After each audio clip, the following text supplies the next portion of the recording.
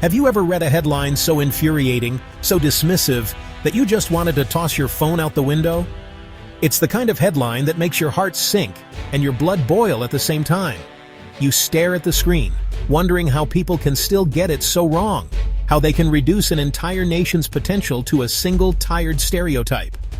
There's this stubborn, persistent idea floating around that Filipino kids, with their unique and beautiful accents, somehow can't compete on the world stage when it comes to English. It's as if the way they speak is a barrier, not a bridge. You hear it whispered in classrooms, muttered in offices, and splashed across headlines. They're good, but not quite good enough. The narrative goes, sure, they're perfect for call centers, but when it comes to the big leagues, international debates, global conferences, world-class competitions, they just don't measure up. It's a backhanded compliment that stings more than it soothes, a ceiling placed above young dreams. But let's be honest, that's a stereotype, and it's a box far too small for a nation bursting with talent, creativity, and ambition. The Philippines is a country of dreamers, of young people who imagine a future bigger than any label or limitation. Why should anyone accept a narrative that shrinks their possibilities? This kind of talk isn't just harmless chatter, it's a heavy weight pressing down on young shoulders. It's the voice in the back of their minds that makes them second-guess every answer, every idea, every dream. It's the reason some kids hesitate to speak up, afraid their accent will be mistaken for ignorance. Imagine being told, directly or indirectly, that the way you speak makes you less intelligent, less capable, less worthy. That's not just unfair, it's a lie. Accents are not mistakes, they are stories, histories, and identities woven into every word. Your voice, yes, your voice is your superpower. It carries your culture, your experiences, your dreams. It's what makes you stand out, not what holds you back. The world doesn't need more sameness. It needs more voices like yours, bold and unapologetic. And soon, the world was about to get a wake-up call from someone they least expected, a young Filipino girl who refused to be defined by other people's low expectations. She was ready to step onto the stage not just to compete, but to shine. This is the story of a girl who heard all the whispers, all the doubts, and decided to write her own story instead. She looked in the mirror and saw not a limitation, but a champion in the making. Every step she took was a step toward proving that her accent was not a weakness, but a badge of honor. And when the moment came, she didn't just participate, she triumphed. She showed everyone that a Filipino accent is not just the sound of resilience, but the sound of a true champion. Her victory was a message to every young Filipino. Your voice matters, and the world is finally ready to listen. Picture a small Philippine town where roosters are your alarm clock. Here's Maya, a bright-eyed girl with a spirit that could light up the village. Her family had little money, but plenty of love. English was the language of borrowed books and old movies, not daily life. For Maya, English was a key to a bigger world. She devoured every book she could find, falling in love with words. Her parents couldn't give her riches, but they gave her belief. English became her bridge to the world she dreamed of. Her journey began on the floor of her humble home, with a borrowed book and a dream too big to ignore. Big dreams in small towns attract doubters. As Maya's love for English grew, so did the whispers and teasing. Kids mocked her accent, called her Miss America, tried to make her feel small. Even relatives questioned her passion. English won't put food on the table. They saw limits. Maya saw possibilities. Every "you can't" became fuel for her fire. She knew speaking English didn't make her less Filipino. It made her a Filipina who could speak to the world. The skepticism was a wall, but Maya climbed it every day. She listened to her own voice. Oh yes, I can. She was building a bridge, and no one was going to tear it down. Every hero has a guide. Maya had Mrs. Reyes, her English teacher. Mrs. Reyes saw Maya's potential and lent her books, including Maya's first real dictionary. She taught Maya to love words, not just memorize them. At home, Maya's parents supported her in every way they could. Her father listened as she read aloud. Her mother saved coins for library copies. It was a team effort, teacher and family, united by belief. Mrs. Reyes gave her tools. Her parents gave her courage. Talent needs support, and Maya had both. With her team behind her, she was ready to work. The journey was just beginning. Dreams don't work unless you do. Maya's days started before sunrise, reading, practicing pronunciation, training her voice. The world was her classroom radio news, old movies, a notebook for new words. She joined the English-speaking club, facing the same kids who once teased her. Mrs. Reyes told her, "Courage is being afraid and doing it anyway." Week after week, Maya spoke, debated, and grew. The club became her training ground. She chose study over play, practice over comfort. People see the victory, not the thousands of hours behind it. Maya knew greatness is earned, not given. She was working overtime to earn it. The National English-Speaking Competition was Maya's first big test. A moment she had dreamed of, but also one that filled her with nerves and excitement. As she stood backstage, the bright lights and the expectant hush of the audience made her heart race. She could feel the weight of her small town's hopes resting on her shoulders, and the memory of countless hours spent practicing in her bedroom echoed in her mind. Doubters scoffed. How could a small-town girl compete with city kids? Some classmates whispered behind her back, convinced she wouldn't stand a chance. Even some adults in her community questioned whether she was ready for such a big stage, their skepticism a constant reminder of the barriers she faced. But Maya refused to let their doubts define her. Her family and community rallied, raising funds to send her to the city. Neighbors contributed what little they could, organizing bake sales and small events to help cover her travel expenses. The entire barangay came together, their support a powerful reminder that Maya was not alone in her journey. Every peso raised was a symbol of their belief in her potential. Maya won the regional qualifier, stunning the judges with her passion and authenticity. Her words resonated deeply, not just because of her eloquence, but because she spoke from a place of truth. The judges, initially skeptical, found themselves captivated by her sincerity and the unique perspective she brought to the stage.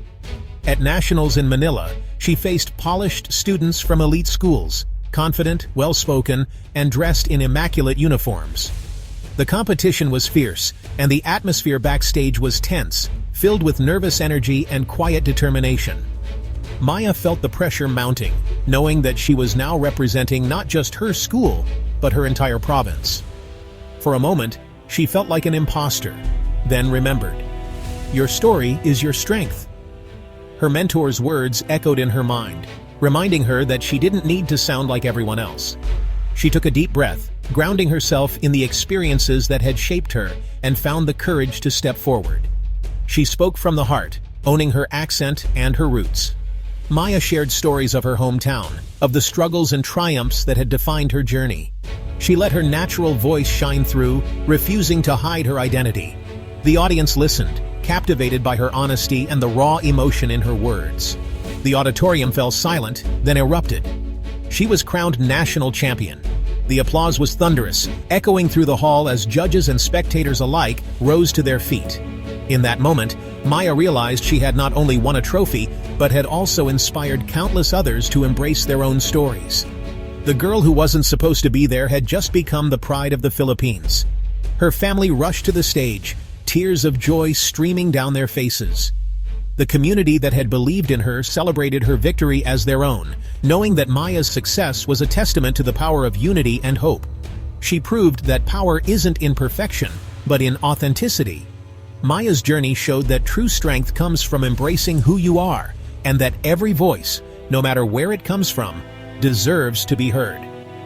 Her story inspired other students to be proud of their backgrounds, to speak up, and to believe in themselves. Maya's journey was far from over.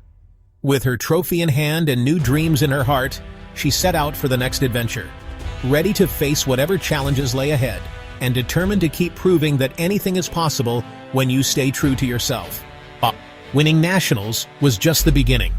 Now Maya would represent the Philippines in London. The pressure was immense, and the world's bias was louder than ever. International forums doubted she could compete with native speakers. But this time, the whole nation rallied behind her. Donations poured in. Maya became the people's champion. Mrs. Reyes worked tirelessly with her, refining her message for a global audience. Arriving in London was surreal. Maya felt out of place among confident, privileged contestants. Doubt crept in, but she remembered who she was fighting for. She wasn't just there for herself.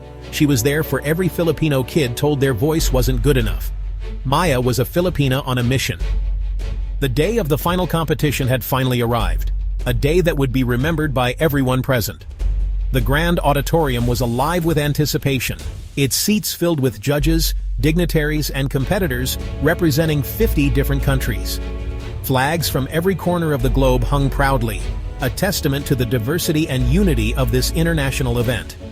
The air buzzed with nervous energy, as each participant hoped to leave their mark on the world stage. One by one, the young speakers took the stage, each delivering their carefully crafted speeches with flawless accents and polished confidence. Their words echoed through the hall, drawing nods of approval from the judges and admiration from the audience. The competition was fierce, and the standard was higher than ever before. Every speech seemed to raise the bar, making the atmosphere even more intense. Backstage, Maya clutched her speech paper tightly, her hands trembling ever so slightly. Her heart pounded in her chest as she heard her name called over the speakers. For a moment, she closed her eyes and took a deep breath, trying to steady herself. She remembered the journey that had brought her here, from a small town in the Philippines to this grand international stage. Every challenge, every doubt, every moment of practice had led to this. As Maya stepped onto the stage, the spotlight found her. She didn't begin with a famous quote or a rehearsed line. Instead, she chose to share something deeply personal, a story that belonged to her alone. The audience leaned in, sensing that this speech would be different. Her speech, titled "The Accent of My Heart," was a heartfelt celebration of her roots, her culture, and the unique sound of her voice.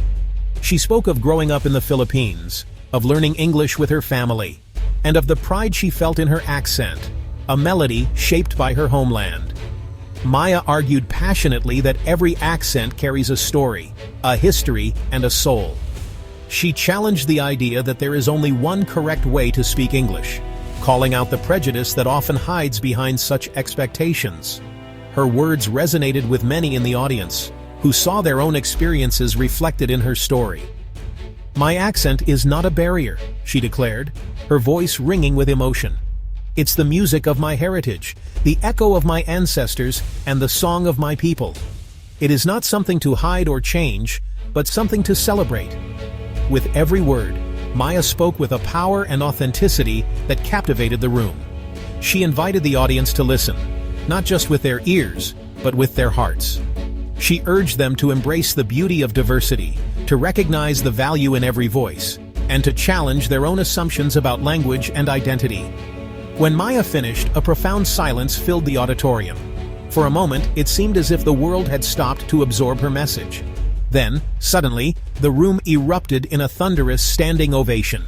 People rose to their feet, some wiping away tears, others cheering with joy. Judges and audience members alike were visibly moved, their faces shining with admiration and respect. In that moment, the girl from a small town in the Philippines had not only captured the hearts of everyone in the room, she had shaken the world. Maya's voice, once doubted and dismissed, was now celebrated on the grandest stage of all. Her story, her accent, and her courage would be remembered long after the applause faded. You know what happened? Maya won. The judges said she delivered a message the world needed. Her victory became a symbol of hope and pride for the Philippines. Headlines changed. Filipina prodigy conquers the world. Her story inspired a generation. English clubs filled, students practiced with pride. Maya showed that dreams are valid, no matter your accent or background. She gave young Filipinos permission to be themselves. Remember Maya's story? Never let anyone put you in a box. Your voice is your power. Own it. Go out there and let the world hear you.